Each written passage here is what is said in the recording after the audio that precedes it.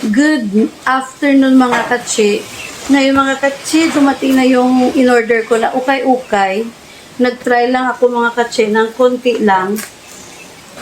Ito mga katsi yung binidyohan ko. Kasi sa kanila parang ang laki. Pero pagdating ko, ang liit.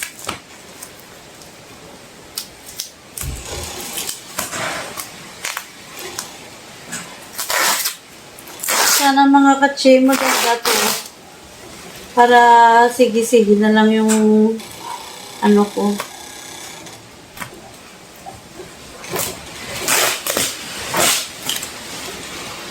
Okay.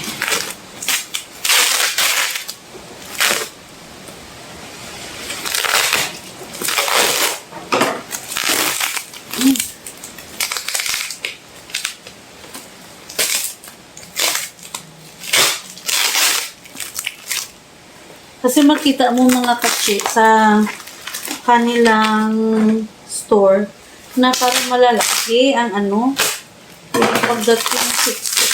Pero ano naman siya, siksik, liglig naman yung laman.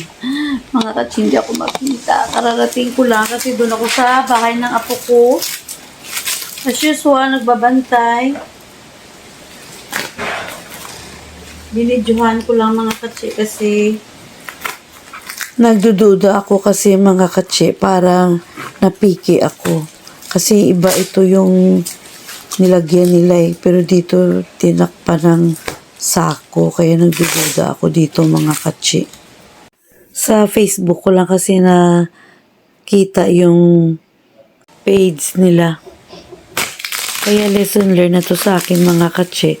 At dito makita nyo kung branded nga ba yung binigay nila sa akin mga katsi. In-insert ko pala yung kanilang Facebook page. At ngayon mga katsi ay naka-block na ako sa kanya. Wala na akong makakuha na inquire o information sa kanila mga katsi.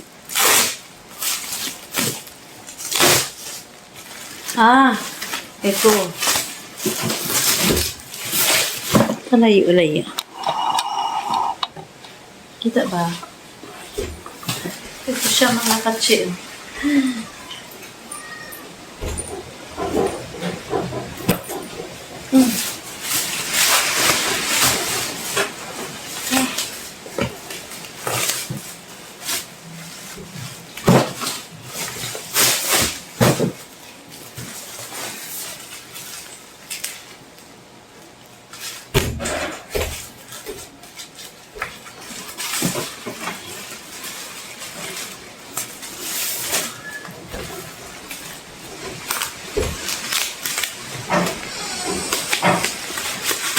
Sana mga katsi, maganda. Hindi ako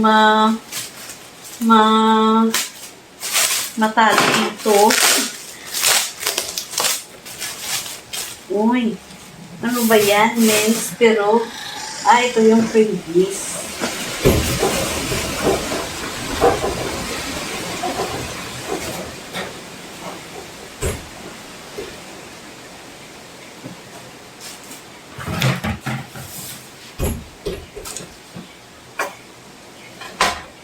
Ang sabi, mga katsi, ang sabi nila is branded. Pero try ko, parang dito lang, wala eh. Parang hindi na, parang wala pa man itong mga Brand name? ano ba yan? Pambabae?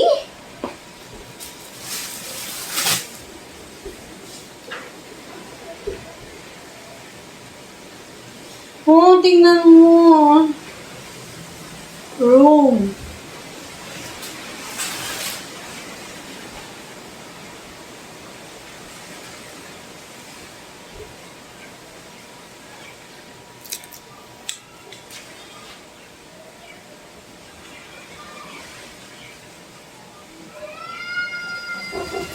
Sige lang, dito lang natin ilagay.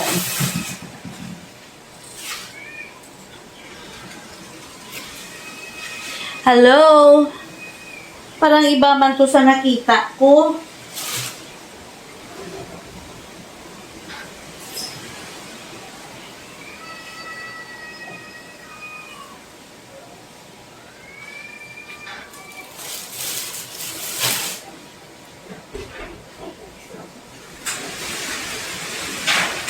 Ano ba to? Nakakadismaya mga katsi. Mga katsi, nakakadismaya naman ito.